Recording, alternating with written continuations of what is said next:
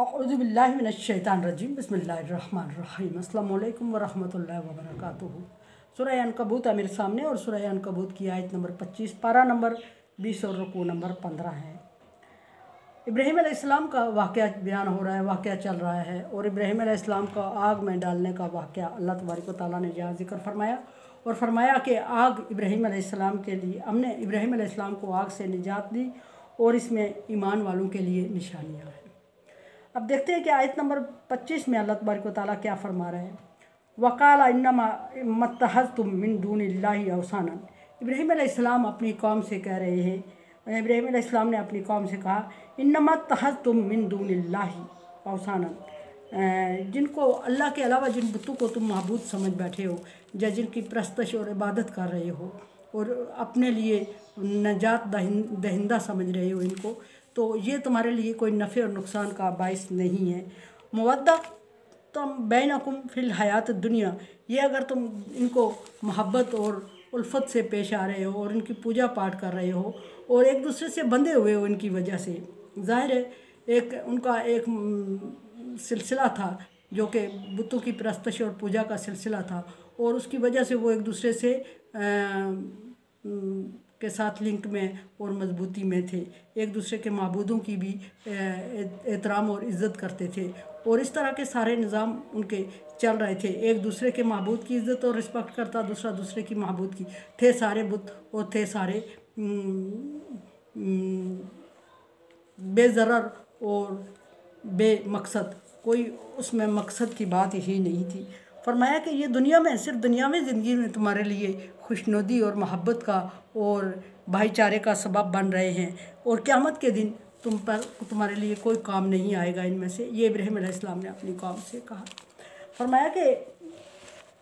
फिर हयात दुनिया, ये दुनियावी ज़िंदगी है तुम्हारी, सुम्मा यौमल क़यामा यकफुरु बाज़ुकुम बिबाज़, और फिर क़यामत का दिन आएगा, रोज़े क़यामत, जब अल्लाह तबारक व तआला हिसाब रख रहे होंगे, तराजू रखे हुए होंगे और ख़ुद बराजमान होंगे तराजू पे और तुम्हारे अमाल तुले जा रहे होंगे और अमाल के तुलने की सूरत में जिसके अमाल नामा वज़न में ज़्यादा होगा, नेक अमाल ज़्यादा होंगे उनको जन्नत में और जिनका नेक अमाल कम होंगे उनको जहन्नम में जगह दी जाएगी। ये मोमिनों के लिए, मुसलमानों के लिए है, लेकिन इब्राहीम अलैहिस्सलाम अपनी कौम के लिए कह रहे हैं। ज़ाहिर है वो ईमान की दावत दे रहे हैं, अपनी कौम को दावत दे रहे हैं और दावत देते हुए फरमा रहे हैं कि अगर ईमान लाओगे तो आखिरत में अल्लाह तबारक व तआला के यहाँ सुरखरू होगे और कामयाबी पाओगे और आग से निजात होगी तुम्हें। जिस आग में तुम दुनिया में मुझे जलाने के मनसूबाबंदी कर रहे हो, अगर मेरी बात पर ईमान नहीं लाओगे, अगर अल्लाह वाहदहू ला शरीक पर ईमान नहीं लाओगे, अगर तौहीद बारी ताला पर ईमान नहीं लाओगे, अगर इन बुतों को अल्लाह तबारक व तआला के साथ शरीक ठहरा रहे हो, अगर इनकी इबादत कर रहे हो, तो ये दुनियावी ज़िंदगी में करते रहो और आखिरत में तुमसे इनकार कर दोगे, तुम बाज़ आपस में एक दूसरे का इनकार कर दोगे और इसी आग से कहीं 7 गुना ज़्यादा तेज़ आग में तुम लोगों को तुम्हारे इन अमाल और अक़ीदे की वजह से झोंका जाएगा, फेंका जाएगा। फरमाया कि यकफुर बाज़ुकुम बिबाज़िन, क़यामत के दिन तुम आपस में एक दूसरे का इनकार कर दोगे, एक दूसरे को पहचानने से इनकार कर दोगे, एक दूसरे की मदद से मदद तो दुनिया में भी ये तुम्हारी नहीं कर रहे हैं। दुनिया में जिन लोगों को माबूद समझा जा रहा होता है उनसे हर एक पैगंबर के दौर में यही चला कि जब कोई मुश्किल वक्त आया तो उन्होंने पैगंबर से कहा कि अपने रब से हमारे लिए दुआ कर। बुतों से दुआ नहीं मांगी, बुतों से मदद नहीं, क्योंकि उनको पता था कि ये मदद करने के काबिल नहीं है। फिर ऐसा था कि अकीदे में फतूर था और अकीदे में फतूर होने की वजह से वो या तो फिर उन बुतों की इबादत करते थे अल्लाह को छोड़ के, या फिर अल्लाह तबारक व तआला के साथ उनको शरीक ठहरा रहे थे। तो इब्राहीम अलैहिस्सलाम की कौम बुतों को शरीक ठहरा रही थी और मुशरिक कौम थी। फरमाया कि दुनिया में एक दूसरे को ये तुम इनको देख रहे हो और इनको नजात दहिंदा समझ रहे हो, इनकी बहुत इज़्ज़त और आबरू को मालूज़ ख़तर रख रहे हो और इनकी इबादत में लगे हुए हो, इनको अल्लाह के बराबर और अल्लाह का शरीक समझ रहे हो। क़यामत का दिन जब आएगा और आके रहेगा, उसमें कोई शक नहीं है, उस वक्त तुम इन बुतों से इल्तिजा करोगे तो या फिर ये तुम्हें ये बेजान और बेमकसद चीज़ें हैं उस वक्त पाई नहीं जाएंगी और जो लोग ज़िंदा चीज़ की परस्तश किसी नबी वली की कर रहे हैं और वो भी क़यामत के दिनों एक दूसरे से अजनबी होंगे। अगर एक दूसरे को देखें में भी आबद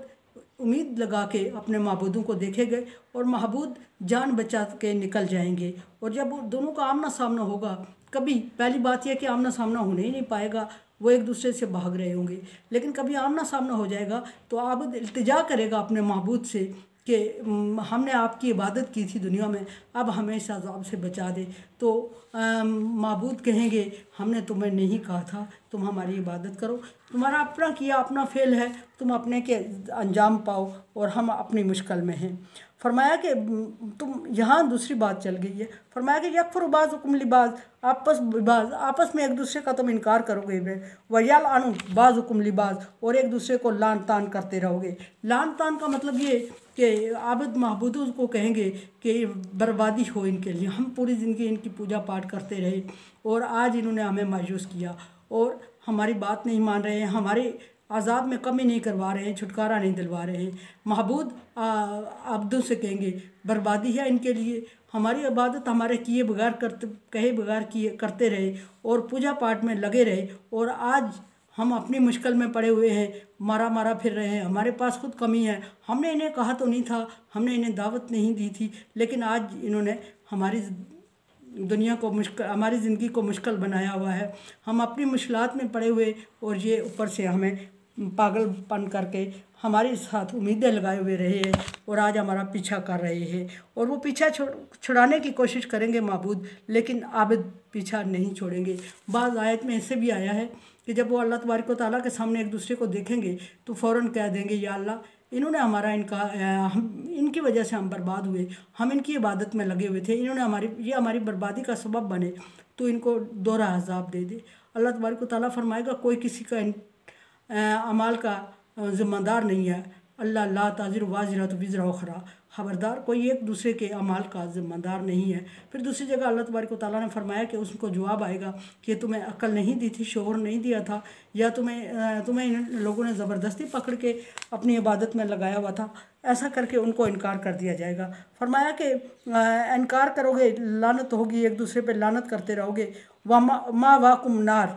और उस वक्त तुम दोनों का, आबिद और माबूद दोनों का ठिकाना जहन्नम होगा। याद रहे कि जिन माबूदों ने अपनी इबादत में नहीं लगाया किसी को, जैसे किसी पैगंबर की पूजा करना शुरू हो गए लोग, फरिश्तों की करना शुरू हो गए, वो ज़िम्मेदार नहीं होंगे आबिदों के, उनके लिए जहन्नम नहीं होगा क्योंकि वो उनको कह चुके होंगे। ये उन लोगों की बात हो रही है जो आप एक दूसरे को बुरे काम में लगा दिया था दुनिया में। फरमाया कि वमा लकुम मिन नासिरीन, और तुम्हारा ठिकाना उस वक्त जहन्नम होगा तुम सबका, और उस जहन्नम के ठिकाने में तुम्हारा उस वक्त कोई वाली और मददगार नहीं होगा और तुम अपने किए पे पछता रहे होगे दोनों। कुरान समझे, देखे समझे और सब्सक्राइब करें और सदका जारिया में मेरा साथ दें। अल्लाह तबारक व तआला का हुक्म ताअवनु अला बिर्रि व तक़वा, नेकी और भलाई के कामों में एक दूसरे से ताअवुन करें। सो चैनल को सब्सक्राइब, शेयर और लाइक करके ताअवुन करें। अल्लाह हाफ़िज़।